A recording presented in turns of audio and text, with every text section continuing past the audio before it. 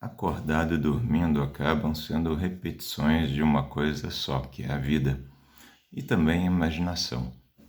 O que acontece muito, né, para quem sonha bastante, lembra dos sonhos, né, porque todo mundo sonha, na verdade, é que a gente vê padrões de sentimentos, emoções ou às vezes preocupações, às vezes coisas, emoções, coisas boas que a gente tem no dia a dia, de experiências, encontro com pessoas também, né, sendo refletidos nos sonhos.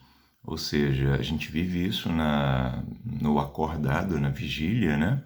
Ou a gente pensa demais nisso, e isso também é uma vivência na vigília, imagina demais alguma coisa, também é uma vivência na vigília, no estar acordado de dia, né? Para isso que a gente chama de realidade. E aí, à noite, a gente experimenta mais daquilo, como se fosse na própria criação da vida mesmo. Você já notou que tudo aquilo que a gente mais experiencia nos últimos dias na nossa vida acaba se repetindo e crescendo, né?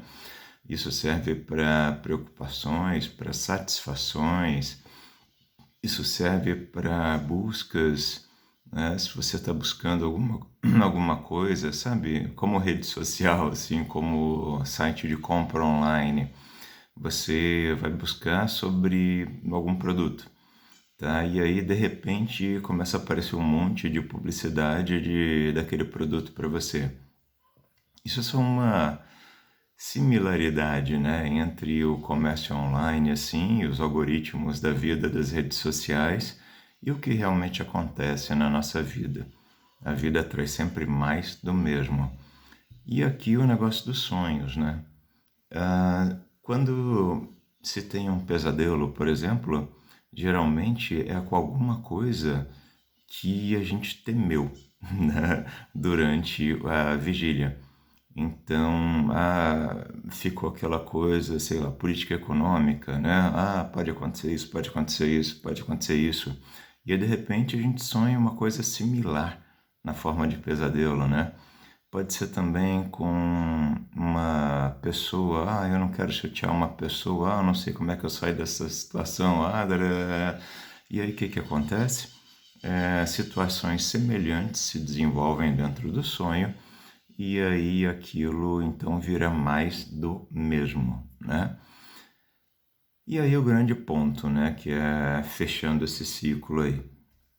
Se aquilo que a gente vive na vigília, seja vivência de situações, seja preocupações dentro da cachola, que não deixa de ser imaginação também, né? No sentido de você estar com aquilo passando como se fosse um filme dentro da cabeça, e também outras coisas que se passam até mesmo interiores, né?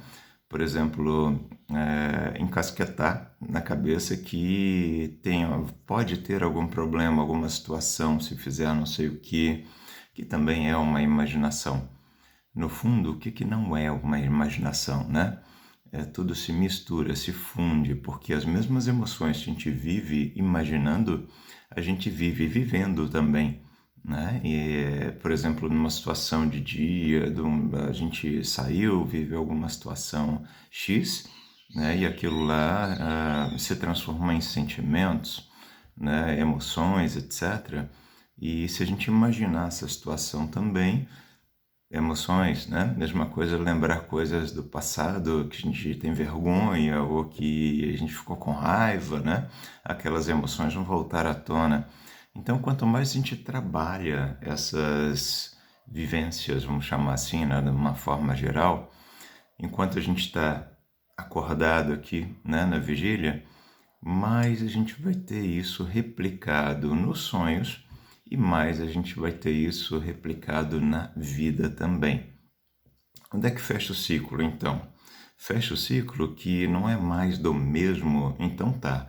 Então, se eu aqui vivencio alguma coisa e me importo demais com isso, no sonho eu vou vivenciar também alguma coisa semelhante e vou me importar com isso, né? E aí o que acontece? Mais do mesmo se reflete na vida de novo, na forma de outras situações que tragam mais do mesmo, né? Mais do mesmo, mais referente a emoções, sentimentos que se tem, tá? Então, como é que a gente sai e quebra esse ciclo? Isso daí é um samsara, para quem gosta de um pouco de filosofia védica, né? É um tipo de samsara, né? É uma roda que está, um ciclo que está se repetindo, repetindo, repetindo, repetindo, e aí tem que quebrar esse ciclo. Quebra-se da seguinte forma: você pode fazer um ciclo positivo, né, que é uma boa coisa, ou seja, você passa a explicitamente, ou melhor, intencionalmente viver coisas mais positivas, e aí você gera mais do mesmo positivo, que vai se replicar nos sonhos, nos pensamentos, nas imaginações, né, e vai te trazer uma satisfação maior. Ou você entra pelo caminho do meio, que é o que? Você não se importa nem com o ruim, nem com o bom, a ponto de replicar isso na sua vida. E como é que funcionaria isso? É você ter um alheamento, uma observação das coisas que acontecem. Está acontecendo um momento que na minha vida, para mim, está sendo ruim, então eu vou olhar aquilo como um observador e não como alguém inserido naquele processo, né, onde vai gerar emoções, vai gerar coisas que são replicáveis, assim. A partir do momento que eu observo, eu noto também nos meus sonhos que eu observo o que acontece. Então, da mesma forma que é aqui, acaba se replicando lá, e isso dá mais reforço para que aqui se replique também.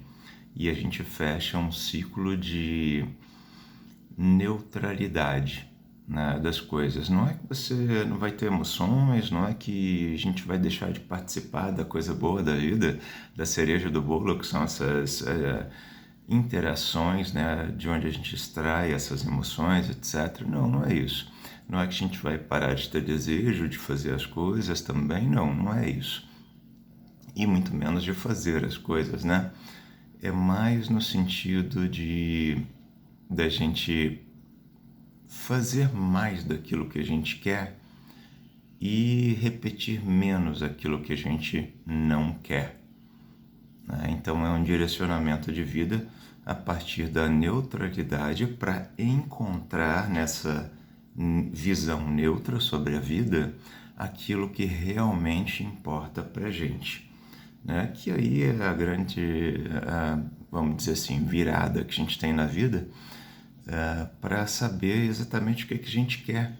Porque tem gente que faz, por exemplo, entra para uma profissão porque isso é importante para a família, né? E aí fica naquela profissão 40, 50, 60 anos e nem sabe por que está lá, né? Então, se a gente descobrir mais dentro da neutralidade aquilo que a gente mais quer, mais gosta de vivenciar, a gente passa a ter um direcionamento positivo para aquilo que a gente quer vivenciar e um distanciamento, que também é positivo, né, daquilo que a gente não quer, não quer vivenciar.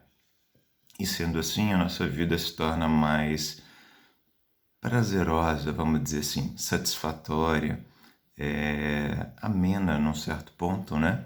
De não ter altas gangorras, né? Vai, vem, vai, vem, vai, vem, tô bem, tô mal, tô bem, tô mal, tô bem, tô mal, né? E assim a gente vai transformando a nossa vida em alguma coisa mais próxima daquilo que a gente realmente quer, porque até chegar nesse ponto, até chegar lá, saber mesmo o que que a gente realmente quer vivenciar na vida não é tão fácil, porque a gente se cerca, né, de todo um meio de convívio e a gente se importa com esse meio de convívio.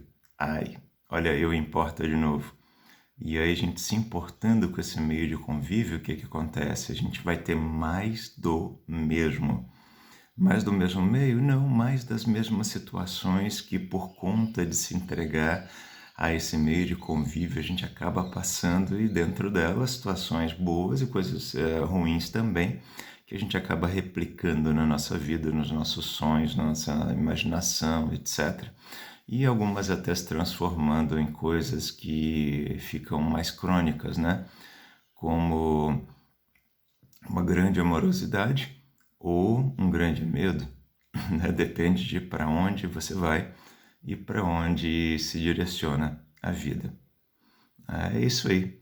Agora, bora replicar na vida as coisas que a gente realmente quer, descobrir aquilo que a gente realmente quer e partir do princípio de que tudo é neutro. Não necessariamente as coisas têm sentido, não necessariamente as coisas têm porquê, né? É tudo uma ausência de sentimentos, a não ser que a gente tenha importâncias por dentro que valorizem e dignifiquem positivamente ou negativamente, né, aquele tipo de vivência, situação, pessoa, etc, etc, etc.